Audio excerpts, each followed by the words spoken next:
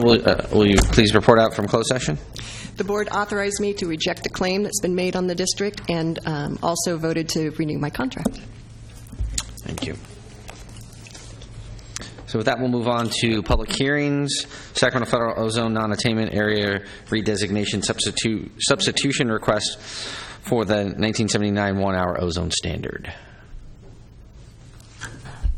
Hi, good morning, Chair Terry, members of the board. In just a moment, you're going to hear Rich Muzzy of my staff go ahead and talk to you about the 1979 one-hour ozone standard. Much like the discussion we had a month ago when we were talking about the plan for the 2008 standard, we are here with you today with good news. There are many standards out there. So I know one question I was asked a little bit earlier is, where does this put us? What we're here today to talk about is the 79 one-hour ozone standard. There are also a 97 8-hour standard we hope to be coming back to you in the near future on. There's a 2008 ozone standard, and soon there will be a 2015 ozone standard. But today, Rich is going to be talking to you about our great progress on the 79 standard and our request to formally redesignate to attainment for that standard. Good morning, board members. As Mark mentioned, my name is Rich Muzzy. I'm an air quality planner in the program coordination division here at the Sacramento Metropolitan Air Quality Management District. I will be providing a brief overview of the Sacramento Federal Ozone Non-Attainment Area Redesignation Substitution Request for the 1979 one-hour ozone standard this morning. I will be referring to this as the RS request for short. I will be providing background information which led to the development of the RS request, the redesignation substitution requirements, the public review process, and the recommendation to the Board of Directors. The boundaries of the Sacramento Federal Ozone Non-Attainment Area consists of all of Sacramento and Yolo counties and portions of Placer, El Dorado, Solano, and Sutter counties. These boundaries have not changed since they were first established. This slide was also used by Mark last month and illustrates how ozone is not emitted directly as a pollutant, but is formed through a chemical reaction between nitrogen oxides and volatile organic compounds in the presence of sunlight and heat. There are many different sources of ozone, as this slide depicts. This slide shows the key dates and events that led to the development of the RS request. The one-hour ozone standard was issued by the U.S. EPA in 1979. In 1997, the U.S. EPA approved the 1994 ozone attainment plan for the one-hour ozone standard. In 2004, the U.S. EPA revoked the 1979 one-hour ozone standard when a more stringent standard was established, the 1997 8-hour ozone standard. In 2012, the U.S. EPA found the region to be in attainment for the 1979 one-hour ozone standard. This was based upon data from 2007 through 2009. And in March 2015, the U.S. EPA formally established the requirements to how to comply with a revoked standard. This is known as a redesignation substitution request. And the RS request will go ahead and formally close out the requirements for the 1979 one-hour ozone standard that are currently in place. There are 3 requirements for a redesignation substitution request. For the first requirement, the area attained the standard based upon data from 2007 through 2009 and has remained in attainment ever since 2009. For the second requirement, ozone air quality trends show that concentrations have reduced in the Sacramento region as a result of the implementation of permanent and enforceable control strategies both at a local and state level. For the third requirement, long-term emissions trends show that emissions have decreased ever since 2009, both for nitrogen oxides and volatile organic compounds. This slide shows the emissions reductions from volatile organic compounds in the region from 2007 through 2028. This slide depicts the emissions reductions from nitrogen oxide emissions from those same years, 2007 through 2028. This is despite an increase in population and vehicle miles traveled in the region during this period. This public hearing is recommended to be held on behalf of all the air quality districts in the Sacramento Federal Ozone Non-Attainment Area. Public hearing notices were published by the districts either on their local website or in their local newspaper, and emails were sent out to about over 4,000 people announcing the hearing. The recommendation to the Board of Directors is to conduct the public hearing and approve the resolution that was included in your packet to adopt the Sacramento Regional 1979 one-hour ozone redesignation substitution plan. This will direct staff to complete the CEQA process and also to complete the approval process with the U.S. EPA. I'd like to thank the partner agencies that helped in the development of the RS request, all the staff from the other air quality districts within the Sacramento region, El Dorado, Feather River, Placer County, and Yolo Solano, and also the California Air Resources Board and the EPA, and also staff at the district, the Program Coordination Division, and the Communications Office. With that, I'm here to answer any questions that you might have. Okay. So first, we'll open the public hearing. Do we have any public comment on this side? Any questions for staff on this item?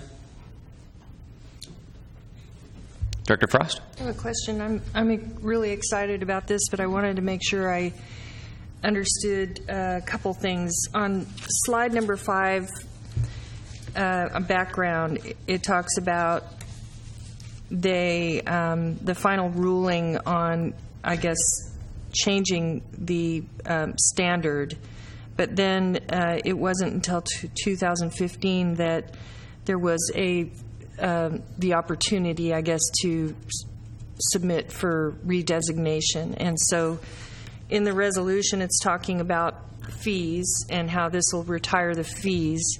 Did we have fees associated with that category that we fell in over those 3 years? And so they basically, we were paying for something that we could have been redesignated.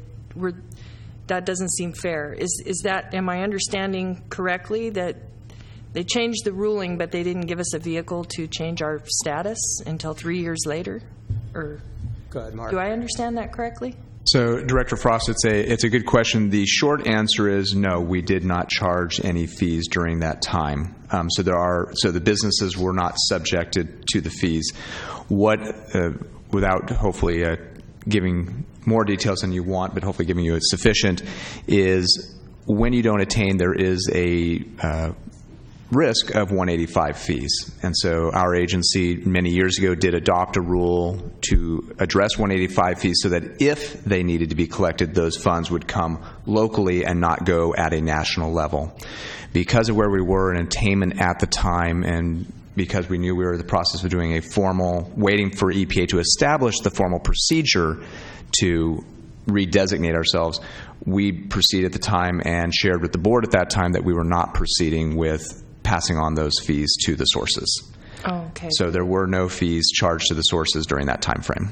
Okay, and then I'm just curious why 2009 was selected as the base year. That's probably a dumb question, but I'm not a scientist, so maybe you can... Certainly, it certainly is not a dumb question at all.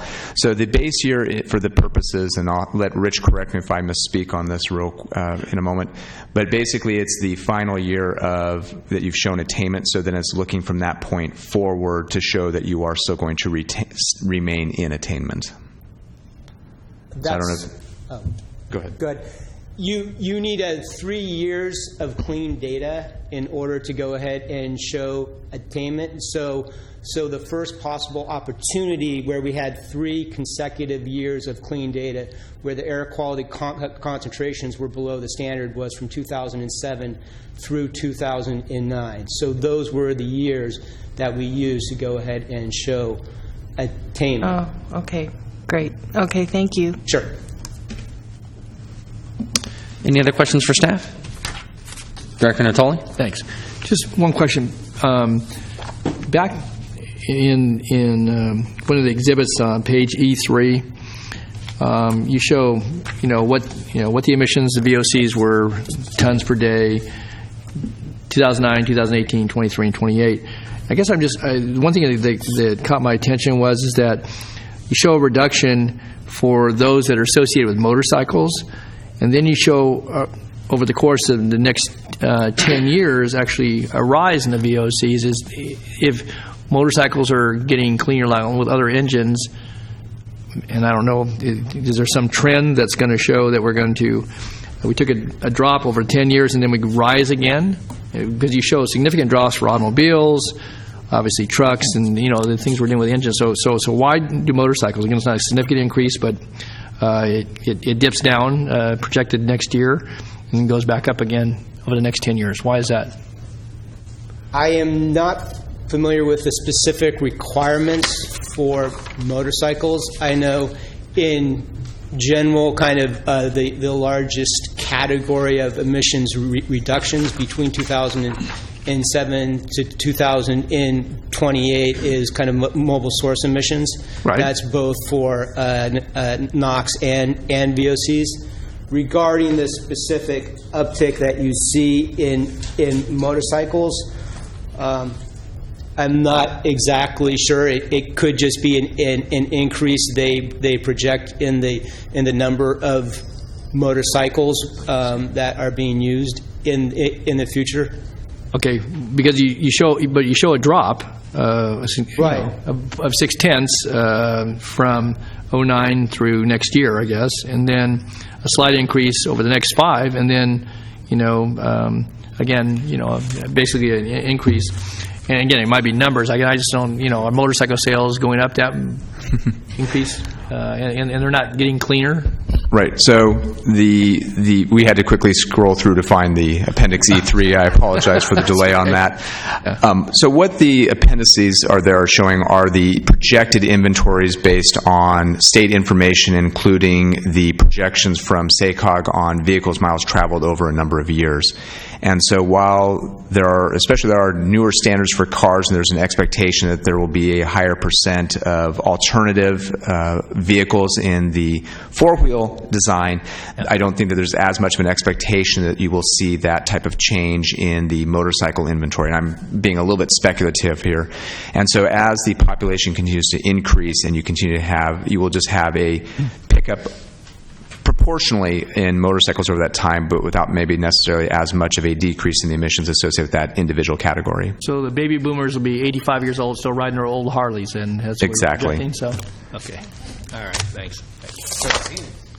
I know. Any other questions for staff? Okay. Hearing none, I will close the public hearing, and we need a motion on this, right? Move the item. I have a motion, and I have a second. Motion by Guerra, a second by Harris. All in favor? Aye. Opposed? Abstentions? Motion carries. With that, do we have any discussion on the calendar?